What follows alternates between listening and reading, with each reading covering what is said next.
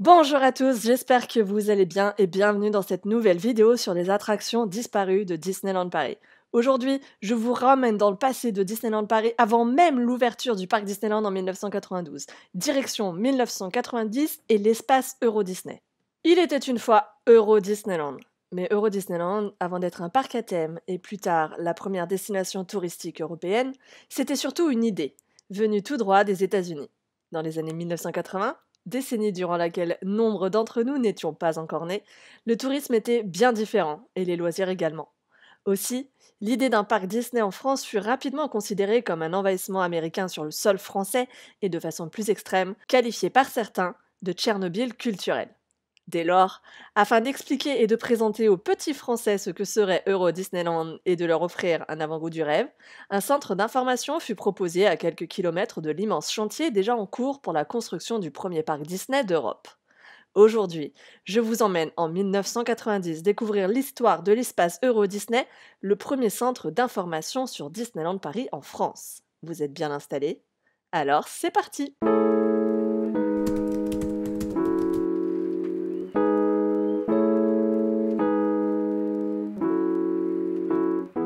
Avant de commencer, petit rappel pour les nouveaux. Je m'appelle Maureen, je suis blogueuse Disney. Et au-delà de cette chaîne Disney sur laquelle je vous invite d'ores et déjà à vous abonner, vous me retrouverez sur le blog Hello Disneyland où je vous donne des centaines de conseils et astuces pour vos séjours Disney. Vous me retrouverez également sur Instagram pour parler de Disney Plus et de plein d'autres choses. Alors, l'espace Euro Disney c'est quoi ? Ou plutôt, c'était quoi? Car comme tous les sujets traités dans cette série sur les attractions disparues de Disneyland Paris, il n'existe plus du tout aujourd'hui. Alors, c'était pas vraiment une attraction à proprement parler, mais c'était un lieu suffisamment important dans l'histoire de Disneyland Paris pour être mentionné dans cette série. Quoi qu'il en soit, c'était une expérience Disney à part entière, et rien que pour ça, ça compte. L'espace Euro Disney, c'était un centre d'information, inauguré en 1990, soit un peu moins de 2 ans avant l'ouverture du parc Disneyland. Il était situé aux abords de la future destination, près de la commune de Séris, au sud de Val d'Europe. Idéalement placé à la sortie de l'autoroute de l'Est, ce centre d'information était à la fois une exposition expliquant aux visiteurs le concept de parc à thème Disney et une vitrine pour la future destination avec de nombreux éléments et décors qui prendraient place plus tard sur le parc Disneyland. Il était même possible d'y rencontrer Mickey en avant-première. L'espace Euro Disney était donc un bâtiment entièrement dédié à l'information des franciliens et des futurs visiteurs de ce qui s'appelait alors Euro Disney. L'objectif, leur présenter le concept du parc, certaines attractions, leur donner une idée de la décoration des hôtels, et bien sûr, les faire rêver et leur donner envie de réserver ou de revenir découvrir la destination à son ouverture en avril 1992. Évidemment, Disney oblige, la magie et les personnages étaient visibles dès votre arrivée sur le parking. Dessiné par l'architecte Robert Stern, déjà à l'origine des futurs hôtels Disney's Hotel Cheyenne et Disney's Newport Bay Club pour Euro Disney, le bâtiment de l'espace Euro Disney arborait un look très années 90 avec ses silhouettes de personnages et ses couleurs vives et unies. Le centre d'information était divisé en 3 parties. Le bâtiment principal, qui abritait la salle d'exposition, une salle de cinéma et la boutique, tandis que 2 autres bâtiments plus petits servaient de billetterie et de point de restauration à l'extérieur. D'ailleurs, le point de restauration disposait également d'une terrasse. L'entrée du bâtiment, très discrète, était surmontée d'un grand chapeau bleu étoilé, en écho au célèbre chapeau de Mickey dans Fantasia. Et les poignées des portes de l'entrée principale sortaient tout droit d'Alice au Pays des Merveilles. Déjà à ce moment-là, la magie était dans les petits détails. Inauguré le 5 décembre 1990, l'espace Euro Disney est inspiré du Walt Disney World Preview Center qui avait été installé 20 ans plus tôt en Floride lors de la construction de Walt Disney World. Fort du succès rencontré par ce centre d'information, la décision fut prise de renouveler l'expérience pour l'arrivée de Disney en France. Et cette fois encore, le succès fut au rendez-vous avec plus d'1 million de visiteurs en moins de 2 ans, selon Disneyland Paris. L'accès à l'exposition était cependant payant. Bah oui, on est chez Mickey. 15 francs par adulte et 10 francs par enfant, soit l'équivalent de 3,50€ et 2,30€ aujourd'hui après inflation. L'achat du billet se faisait au guichet à gauche du bâtiment principal, et si vous avez visité l'espace Euro Disney et gardé ces billets, sachez qu'ils sont désormais collector. Une fois munis de vos billets, vous aviez donc accès à la salle d'exposition principale et à la salle de projection. La salle d'exposition se concentrait sur la phase 1 du projet Euro Disney qui comprenait initialement le parc Disneyland, les 7 hôtels Disney et le Festival Disney, qui est l'ancien nom du Disney Village. L'exposition montrait certains éléments de décor aujourd'hui familiers de tous.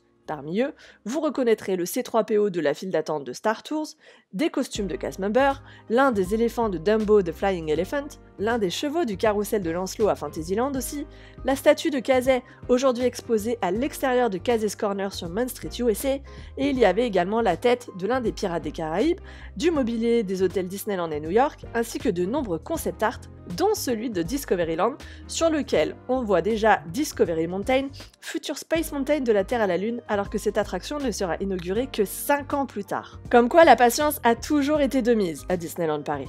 De Main Street USA à Discoveryland, chaque land était ainsi expliqué, détaillé, illustré par des maquettes, des peintures ou encore des photos prises dans les parcs américains. Parmi les maquettes, les plus mémorables étaient à mon sens celle du dirigeable de l'Hyperion et bien sûr celle de notre château de la Belle au Bois dormant, icône de la destination. La pièce maîtresse de l'exposition était cependant la grande maquette du projet Euro Disney installée à gauche de la salle de cinéma. Sur celle-ci, les visiteurs découvraient l'ampleur du chantier et l'étendue du parc et du terrain sur lequel les hôtels seraient bientôt installés. Cette maquette leur permettait également de découvrir à quoi ressemblerait ce parc mystérieux venu des États-Unis. La salle de projection diffusait quant à elle un film de quelques minutes intitulé Euro Disney, quand l'imaginaire devient réalité. Celui-ci était également proposé à l'époque en bonus sur certaines VHS Disney, l'ancêtre du DVD, pour les plus jeunes d'entre vous, tels que Cendrillon ou encore La Petite Sirène. Bien que très courte, cette introduction à la magie d'Euro Disney a marqué de nombreux enfants qui redécouvrent aujourd'hui ce film sur YouTube avec beaucoup de nostalgie. Je vous mets le lien vers celui-ci en barre d'infos d'ailleurs, si vous voulez aller le regarder.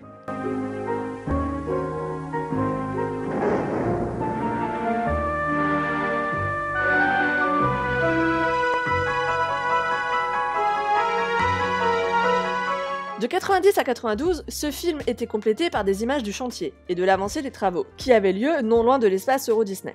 À l'époque, il n'y avait ni réseaux sociaux, ni internet, ni blog, ni presse spécialisée pour se tenir au courant, et c'était donc à l'espace Euro Disney que les futurs visiteurs se rendaient pour en savoir plus sur la future destination. Dernière étape de l'espace Euro Disney, la boutique. Et oui, déjà à ce moment-là, Disney appliquait un schéma devenu très classique combinant expérience et shopping. Outre les peluches, les t-shirts commémoratifs Euro Disney et les accessoires et jouets à l'effigie de personnages Disney, la boutique était aussi l'occasion de réserver son futur séjour à Euro Disney pour des arrivées à partir du 12 avril 1992. Enfin, fascicules et dépliants étaient à la disposition des visiteurs pour compléter l'exposition de l'espace Euro Disney. À la sortie, à l'extérieur, sur le côté gauche du bâtiment, un comptoir proposait aux visiteurs de découvrir la restauration façon Disney. J'ai hélas pas trouvé d'image de celui-ci à l'époque, mais vous verrez un peu plus loin dans la vidéo qu'il ressemblait en tout point aux actuels comptoirs de restaurants rapides de Disneyland Paris.